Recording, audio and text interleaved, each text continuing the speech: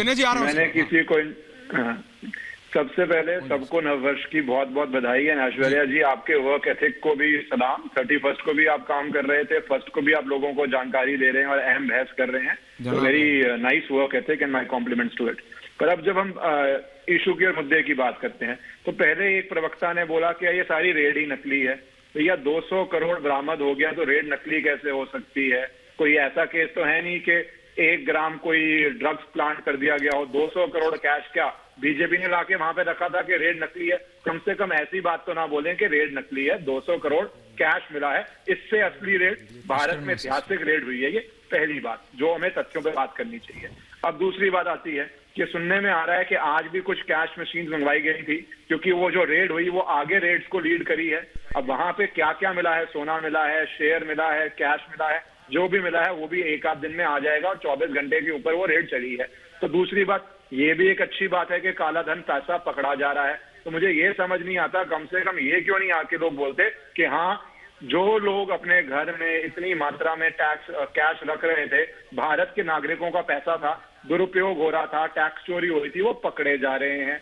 तीसरी बात यहाँ पे मैं सिर्फ लीगल बातें कर रहा हूँ कि जो पकड़ा जा रहा है। अभिषेक जी, तीसरी बात यहाँ पे जो सामने आती है वो सामने ये आती है, आप एक तरफ बोल देते हैं इलेक्शन के समय रेड क्यों मारी गई है, दूसरी तरफ आप बोलते हैं ये बीजेपी का पैसा था। भैया इलेक्शन के समय क्या वो अपने पैसे पे रेड मार रहे थे? तो इस पे आप अपने माइंड में क्लैरिटी कर लीजिए, क्योंकि ये बात किसी को समझ नहीं आएगी जहां पे आप एक तरफ इसको बीजेपी का पैसा बोलेंगे और दूसरी तरफ बोलेंगे बीजेपी इलेक्शन के समय पे रेड मार रही है। और चौथी बात, एक तरफ आप इंस्टीट्यूशंस को बोलेंगे वो करप्ट हैं, वो कंट्रोल्ड हैं, वो केज पैरेट है, और तीसरी तरफ आप बोलेंगे कि नहीं वो बीजेपी पे ही रेड मार रही है। तो मुझे लगता है ये अपने ही बंबल भूसे में फंस गए हैं। इनको समझ नहीं आ रहा कि इनको बीजेपी को अटैक किस बात पे करना है। वो करेंगे, इनकी मर्जी है। और आखिरी बात ये बोलूंगा, यहाँ पे बैठ के बहुत अजीब से तर्क दिए जा रहे थे, 1 लाख से तर्क दिए जा रहे थे कि भैया जो ड्रग मिला उसके ऊपर रेड नहीं मारी, किसी शिप पे ड्रग नहीं मिला, पोर्ट पे था, और जिस कंपनी के नाम पे इंपोर्ट हुआ था उसके ऊपर प्रॉपर रेड्स पड़ी हैं, वो अरेस्ट हुए हैं। तो ये तथ्य पता होने चाहिए बैठने से पहले।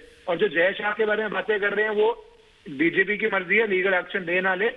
किसी भी जगह कोई ऐसा डॉक्यूमेंट नहीं आया जिससे वो बात कर सकते हैं ऐसी, हजारों करोड़ के वो व्यापारी हो गए हैं। और लास्ट बात ये करूंगा, किसी भी देश के लिए हर पॉलिटिकल पार्टी को सपोर्ट करना चाहिए कि 200 करोड़ कैश मिल रहा है, उसका विरोध करना ये साफ दिखाता है कि आपके मन में ये डर है कि आपका पैसा पकड़ा जा रहा है। अभिषेक सुधीर जवाब दे रहे हैं और फिर संजू वर्मा सबका जवाब देंगे। विनय जी आ रहा हूं। Abhishek Sudhir, you ask for 30 second दे रहा हूं और फिर मैं पूरे 2 मिनट संजू जी को। भंडारी जो है पढ़े लिखे आदमी है, संजू जी को ले। हाँ जी, पढ़े लिखे आदमी है, वकील है, वो वकील है, मैं भी वकील हूं। वो इलेक्टोरल बॉन्ड के बारे में वो बात करने के लिए तैयार है। पिछली साल ऐश्वर्या जी 2,500 करोड़ मिली है भाजपा को वाया इलेक्टोरल बॉन्ड। किसने दी है इलेक्टोरल बॉन्ड से पैसे?